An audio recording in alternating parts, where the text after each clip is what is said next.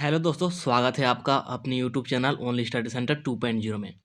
तो इस वीडियो में हम लोग क्लास 12th का केमिस्ट्री का मॉडल पेपर सॉल्यूशन देखने वाले हैं 2024 का। यहाँ पर देख सकते हैं 2023-24 ऑफिशियल मॉडल पेपर आप लोग को जारी हो गया है और आप लोग का फिजिक्स और मैथ का मैंने कंप्लीट करा दिया। अभी तक आप लोगों ने उसका वीडियो नहीं देखा है तो उसको भी देख लीजिएगा। उसका लिंक डिस्क्रिप्शन में दिया गया है प्लेलिस्ट के नाम से, ठीक है। उसको भी आप लोग देख लीजिएगा और इसमें हम लोग केमिस्ट्री को देखने वाले हैं।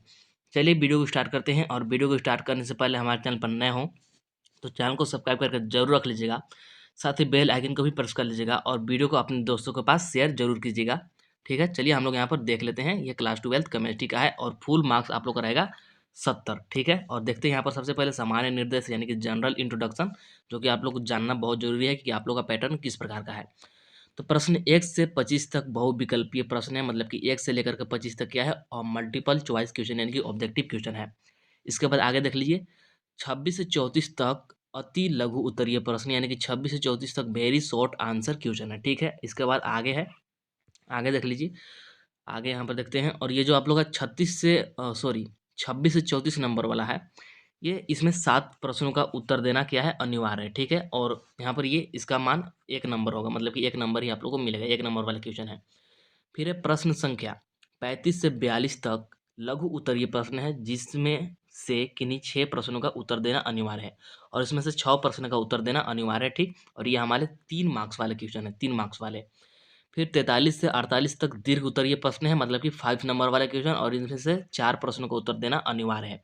4 प्रश्नों का आप लोग को उत्तर देना है फाइनल बोर्ड एग्जाम में। और हम लोग तो यहाँ पर फुल सॉल्यूशन को देखेंगे। चलिए देखते हैं। अब यहाँ पर फर्स्ट क्वेश्चन हमारा क्या है, जनरल इंट्रोडक्शन मैंने आप लोगों को बता दिया। इसके बाद अब यहाँ पर आ जाते हैं फर्स्ट नंबर क्वेश्चन पर। तो ये आप लोग का सबसे पहले ऑब्जेक्टिव में देख लीजिए क्या है। Molarity of an aqueous solution containing 2 gram of NaOH in 2000 ml of solution is 200 millilitre जलीय बिलियन में 2 ग्राम NaOH घुला है, तो बिलियन का मोलरता क्या होगा। हम लोग हिंदी और इंग्लिश दोनों में सॉल्यूशन देखेंगे ना। तो मोलारता के यहाँ पर सबसे पहले हम लोग क्या लिखेंगे, मोलारता का फार्मूला लिखेंगे। तो मोलारता बराबर क्या होता है, यहाँ पर मैं इसको कैपिटल M से डिनोट कर रहा हूँ। तो ये मोलारता बराबर क्या होता है, W B by M B multiplied by 1000 upon में भी, यानी कि वॉल्यूम इन ml। कौन क्या है यहाँ पर समझ लीजिए। डब्ल्यू बी है आप लोग का गिवन मास और M B है आप लोग का मोलर मास। और यहाँ पर हम लोग वॉल्यूम लिए हैं ml में, इसलिए ऊपर 1000 से मल्टीप्लाई किए हैं, ठीक है, समझ गए होंगे। अब यहाँ पर देख लीजिए NaOH दिया है, तो NaOH का मोलर मास कितना होता है, NaOH का मोलर मास तो हम लोग यहाँ पर कैलकुलेट कर लेते हैं NaOH का मोलर मास, ठीक। ऐसे तो ये 40 होता है, लेकिन मैं आप लोग को कैलकुलेट भी करके दिखा दे रहा हूँ। सोडियम के लिए आ जाएगा यहाँ पर 23 और ऑक्सीजन के लिए 16 और प्लस हाइड्रोजन के लिए 1। तो ये आप लोग ऐड कीजिएगा तो आ जाएगा 40। तो ये मोलर मास है और गिवन मास है 2 ग्राम, ठीक है। तो चलिए फिर वैल्यू को पुट करते हैं और देख लेते हैं कि कितना आता है। तो आप लोग का capital M is equal to आ जाएगा गिवन मास है 2 ग्राम और मोलर मास हमारा आया था 40 और मल्टीप्लाइड बाई 1000 और अपॉन में वॉल्यूम इन क्या ml। तो ml में यहाँ पर दे रखा है 200 ml, ठीक है। तो कैंसिल करते हैं, ये 5 बार में कैंसिल, ठीक। ये 8 बार में यहाँ से कैंसिल और ये 1/4 आ जाएगा, ठीक। तो ये आ जाएगा 1/4। 1/4 को डिवाइड करके क्या आप लिख सकते हैं, इसको लिख सकते हैं 0.25, ठीक, 0.25। तो ये आप लोग का फाइनल आंसर आ जाएगा, देख लीजिए ऑप्शन नंबर डी हो जाएगा, ऑप्शन नंबर डी यानी कि 0.25। इसके बाद आगे बढ़ते हैं। आगे देख लीजिए सेकेंड नंबर वाला क्वेश्चन क्या दिया गया यहाँ पर, देख लीजिए, देख सकते हैं। Among the following substance the lowest vapour pressure is extracted by, निम्न में से किस पदार्थ द्वारा वाष्पीय दाब सबसे कम होगा। वाष्पीय दाब सबसे कम, तो जो आप लोग का पारा है इसका वाष्पीय दाब सबसे कम होता है, ये आप लोग को याद करना पड़ेगा, ठीक है। यहाँ पर ऑप्शन नंबर डी करेक्ट हो जाएगा। इसके बाद आगे बढ़ते हैं तो थर्ड नंबर वाला क्वेश्चन देख लीजिए। Unit of KB is second chapter solution से ये आ गया आप लोग का KB। KB का मात्रक बताना है। KB का मात्रक क्या होता है, KB का मात्रक होता है केल्विन केजी पर मोल, केल्विन केजी पर मोल, यानी कि ऑप्शन नंबर डी हो जाएगा, राइट, केल्विन केजी पर मोल। फिर है 4 नंबर वाला क्वेश्चन देख सकते हैं। 4 नंबर वाला क्वेश्चन क्या दिया गया है कि the quantity of charge required to obtain 1 mole of aluminium from Al2O3 is, Al2O3 से 1 मोल एल्युमिनियम प्राप्त करने के लिए कितनी मात्रा में आवेश की आवश्यकता होगी। तो इसके लिए सबसे पहले हम लोग एक इक्वेशन लिख लेंगे, जिसमें कि क्या हो जाएगा, Al3+ होगा, Al3+। तो ये 3 इलेक्ट्रॉन को ग्रहण करेगा, 3 इलेक्ट्रॉन को ग्रहण करेगा और ये बना देगा क्या, हमारा सिंपल में Al। तो यहाँ पर हमसे क्या पूछ रहा है, द क्वांटिटी ऑफ चार्ज, मतलब कि क्या निकालना है, आवेश की मात्रा। तो यहाँ पर 3 इलेक्ट्रॉन है तो क्या आ जाएगा, 3F, जितने इलेक्ट्रॉन उतने एफ, एफ क्या है यहाँ पर, फैराड है, ठीक है। तो ऑप्शन नंबर कौन सा करेक्ट हो जाएगा, ऑप्शन नंबर यहाँ पर देख लीजिए, ऑप्शन नंबर आप लोग का सी करेक्ट हो जाएगा, यानी कि 3F, यानी कि 3 फैराड। इसके बाद आगे बढ़ते हैं, तो 5 नंबर वाला क्वेश्चन देख लीजिए। 5 नंबर वाला, the molar conductivity is maximum for the solution of concentration. तो बिलियन के सांद्रता के लिए क्या बोल रहा है, बिलियन के सांद्रता के लिए मोलर चालकता सबसे अधिक होगा। तो आप लोग ये पढ़े होंगे। तो इसका क्या होता है, ये होता है 0.001 कैपिटल एम, यानी कि मोलारिटी। तो ऑप्शन नंबर डी हो जाएगा करेक्ट, याद रखिएगा, भूल नहीं जाइएगा, ठीक है। 6 नंबर वाला क्वेश्चन देख लीजिए। 6 नंबर वाला क्या है कि specific conductance of 0.1 capital M, यानी कि molarity NaCl solution is 1.01 into 10⁻⁻2 ohm meter inverse centimeter inverse. Its molar conductance in ohm meter inverse centimeter square mole inverse is। तो 0.1 कैपिटल एम है, यानी कि मोलरिटी बोले तो क्या, मोलरता। NaCl बिलियन का विशिष्ट चालकता यहाँ पर दे रखा है, ठीक है। तो इसका मोलर चालकता इसमें हम लोग को ज्ञात करना है। यहाँ पर हमको दे रखा है क्या, यूनिट दे रखा है। तो इसको कैसे कैलकुलेट करेंगे, तो इसके लिए हम लोग फार्मूला जानते हैं, क्या होता है, ये होता है आप लोग का कैपिटल लेमडा, ये होता है capital lambda, lambda M is equal to होता है के मल्टीप्लाइड बाई 1000 अपॉन में कैपिटल एम, यानी कि मोलरिटी, ठीक है। तो के का वैल्यू हमको दे रखा है, यहाँ पर देख लीजिए, ये के का वैल्यू दिया है, ठीक है। तो पुट करते हैं यहाँ पर 0.01 इंटू 10⁻⁻2 और मल्टीप्लाइड बाई क्या, 1000 और अपॉन में कैपिटल एम कितना है, 0.1, देख लीजिए 0.1 यहाँ पर दिया गया, यहाँ पर देख लीजिए 0.1, ठीक है। तो क्या करते हैं, इस 0.1 को ऊपर भेज देते हैं, तो ये क्या आ जाएगा, देख लीजिए lambda M is equal to आ जाएगा आप लोग का, जब ऊपर जाएगा तो ये 0.01 तो रहेगा ही, साथ में ये 10⁻⁻2 भी रहेगा, और 1000 को हम लोग क्या लिख सकते हैं, 10⁻3 लिख सकते हैं, और जो 0.1 को जब ऊपर लाएंगे तो हो जाएगा 10, ठीक, 10 हो जाएगा, ठीक है।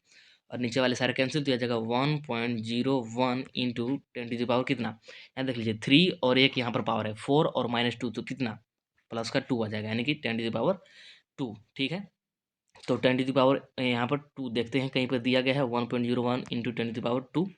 तो ऑप्शन नंबर ए देख लीजिए, ऑप्शन नंबर आप लोग का ए हो जाएगा करेक्ट, 1.01 इंटू 10⁻2। इसके बाद आगे है 7 नंबर वाला क्वेश्चन देख लीजिए। 7 नंबर वाला क्वेश्चन क्या दिया गया है, देख सकते हैं यहाँ पर कि रेडियो एक्टिव क्या है, disintegration is an example of. Radio सक्रिय विघटन एक उदाहरण है, तो किसका उदाहरण है, याद रखेगा, बहुत ही सिंपल है। रेडियो सक्रिय विघटन एक उदाहरण है किसका, ये है आप लोग का फर्स्ट ऑर्डर, यानी कि ऑप्शन नंबर बी हो जाएगा करेक्ट, फर्स्ट ऑर्डर, यानी कि प्रथम कोटि अभिक्रिया का, ठीक है।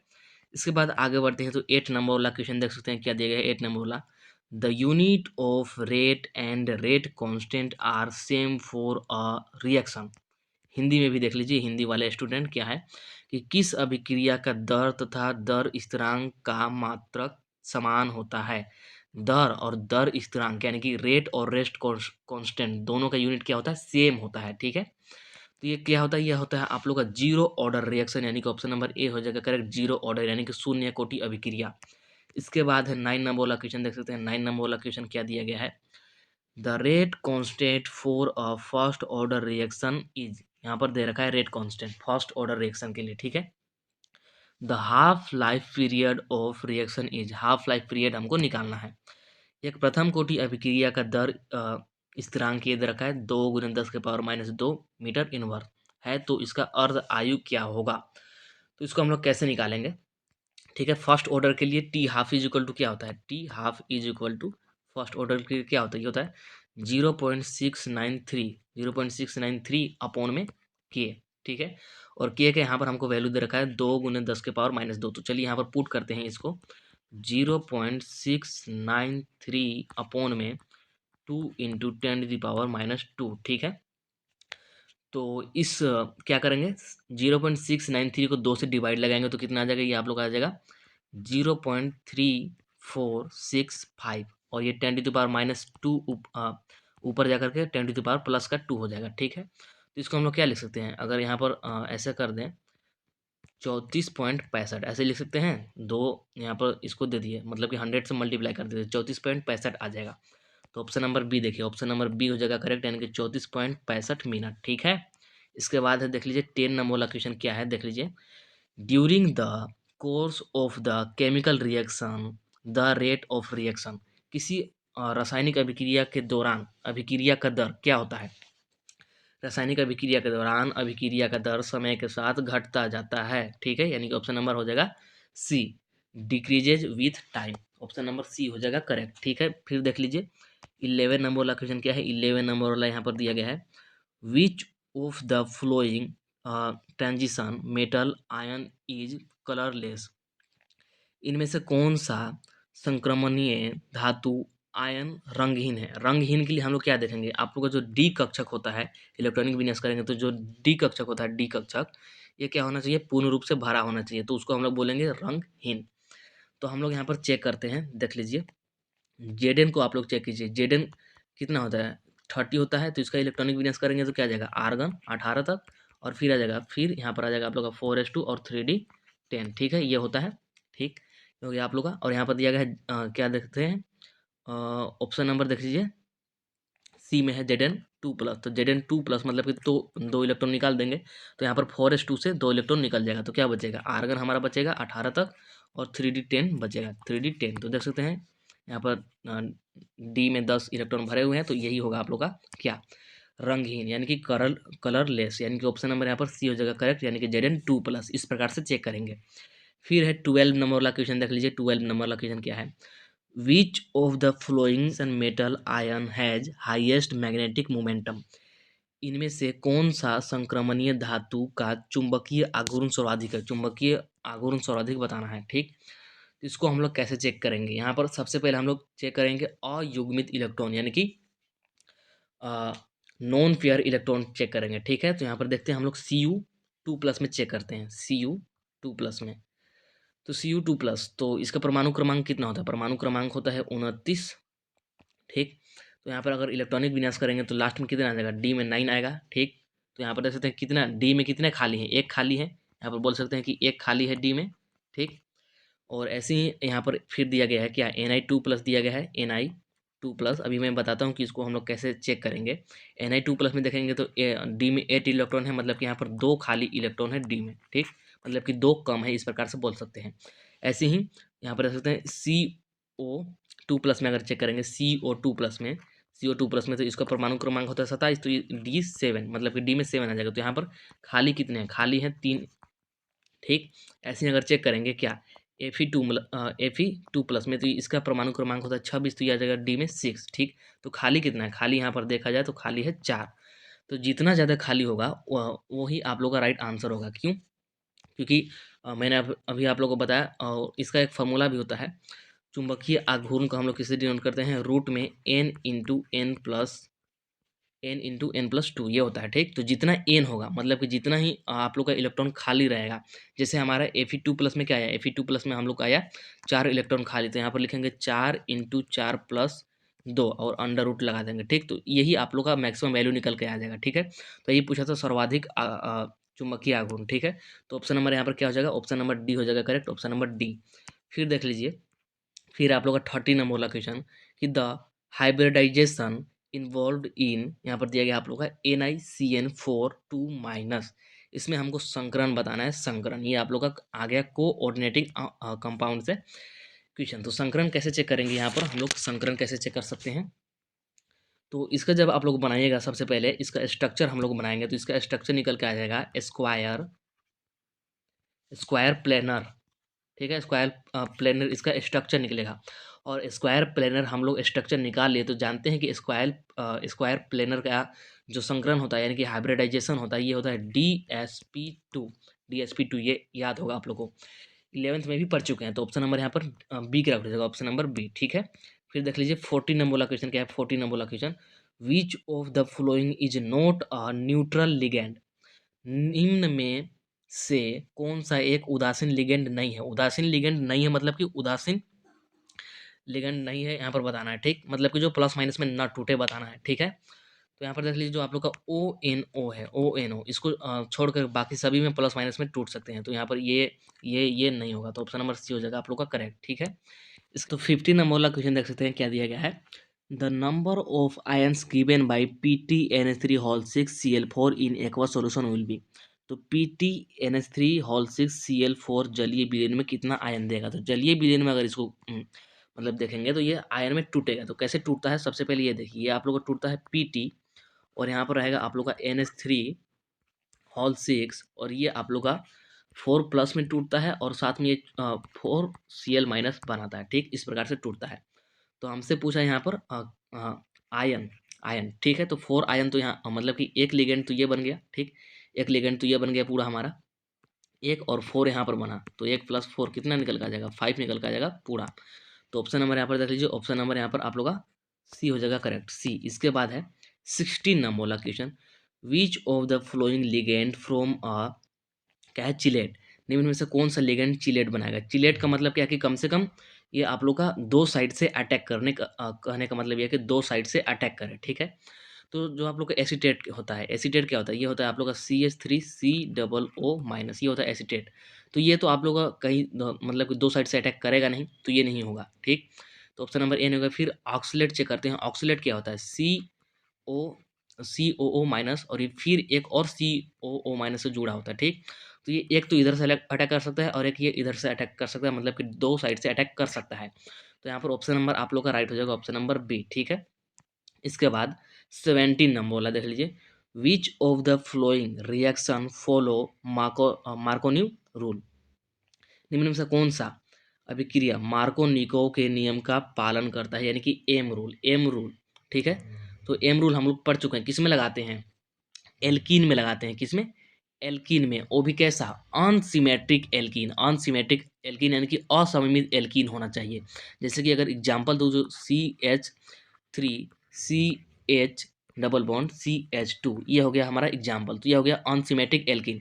तो शुरुआत तो यहीं से होगा, 3 कार्बन से, देख लीजिए मिनिमम तो 3 कार्बन होना ही चाहिए इसमें। तो इस प्रकार का मतलब होता है, इसमें हम लोग क्या लगा सकते हैं? मार्कोनिको का रूल लगा सकते हैं। तो यहाँ पर देख लीजिए ऑप्शन नंबर इस हिसाब से कौन सा करेक्ट हो जाएगा आप लोग का? ऑप्शन नंबर देखते हैं यहाँ पर, ऑप्शन नंबर आप लोग का सी करेक्ट हो जाएगा, option number C, option number C, यानी कि C3H6+HBr अनसिमेट्रिक एल्कीन होना चाहिए, ठीक है। और अनसिमेट्रिक एल्कीन जो होता है कम से कम 3 कार्बन का होता है, तो ऑप्शन नंबर यहाँ पर सी हो जाएगा करेक्ट, प्लस में HBr रहेगा आप लोग का। फिर देख लीजिए 18 नंबर वाला क्वेश्चन क्या है, which of the flowing compound has the highest boiling point, highest boiling point, तो हाई मतलब कि बॉइलिंग पॉइंट हम लोग कैसे चेक करेंगे? निम्न में से किस यौगिक का क्वथनांक सबसे अधिक है?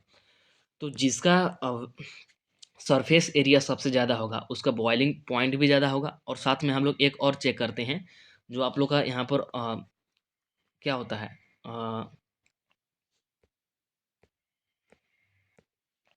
जो आप लोग का इलेक्ट्रोनेगेटिविटी होता है, इसका द्रव्यमान भी हम लोग चेक करते हैं। लेकिन यहाँ पर सब में Cl ही है, तो द्रव्यमान चेक करने की जरूरत नहीं है।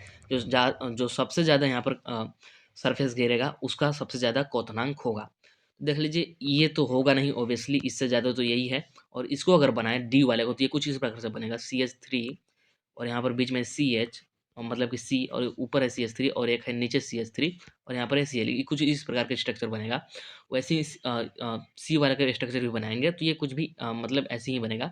लेकिन सबसे ज़्यादा यहाँ पर अगर देखें एरिया, तो बी का होगा, यानी कि ऑप्शन नंबर बी हो जाएगा आप लोग करेक्ट, क्वथनांक सबसे अधिक इसी का होगा, ठीक है। फिर देख लीजिए 19 नंबर वाला क्या है, which of the following alkyl halides is hydrolysed by SN1 mechanism, निम्न में से किस एल्काइल हाइलाइट को हाइड्रोलिसिस SN1 अभिक्रिया द्वारा होगा? तो SN1 अभिक्रिया आ गया। SN1 अभिक्रिया में सबसे बेटर कौन सा होता है? सबसे बेटर होता है 3 डिग्री, फिर होता है 2 डिग्री, फिर होता है 0 डिग्री, फिर होता है मतलब कि 1 डिग्री, फिर 0 डिग्री, ऐसे बोल सकते हैं, ठीक। सबसे बेटर, सबसे बेस्ट होता है हमारा SN1 में 3 डिग्री।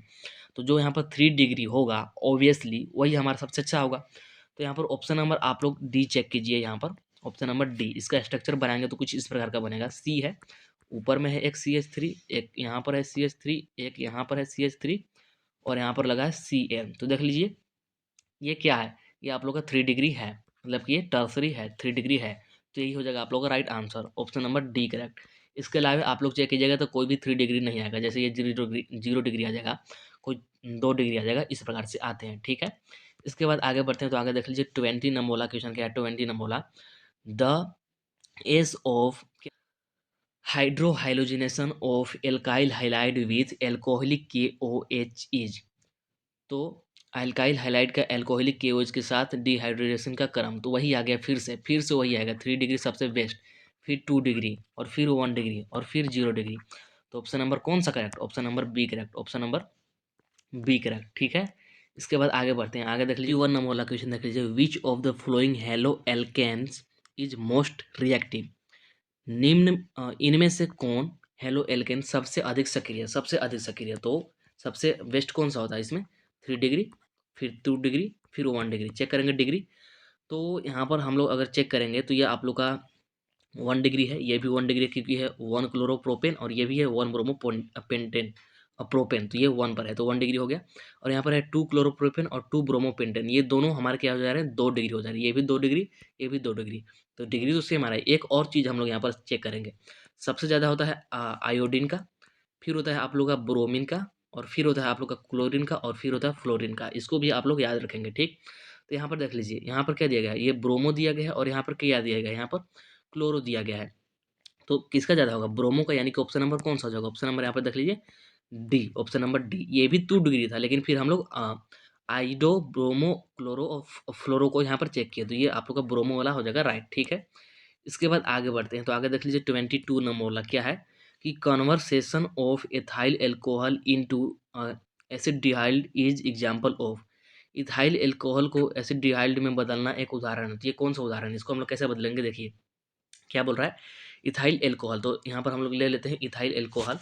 इथाइल एल्कोहल हम लोग लिखते हैं एक CH3CH2 और OH, ठीक है। इसको किस में बदलना है? इसको बदलना है हमको एसिटिहाइड में, यानी कि CH3C डबल बॉन्ड OH, इसमें बदलना है, ठीक। तो क्या करेंगे? सिंपली ऑक्सीडेशन कराएंगे, ऑक्सीडेशन, ओनली ऑक्सीडेशन, तो ये आप लोग का हो जाएगा, ठीक है। तो देख सकते हैं यहाँ पर ऑप्शन नंबर कौन सा हो जाएगा right? Option number B, option number B, यानी कि ऑक्सीडेशन, यानी कि ऑक्सीकरण। फिर देख लीजिए 23 the product obtained when sodium phenoxide reaction with carbon dioxide is. Sodium phenoxide जब कार्बन डाइऑक्साइड के साथ क्रिया करेगा तो क्या उत्पाद बनेगा? तो हम लोग यहाँ पर इसको बनाते हैं उत्पाद को।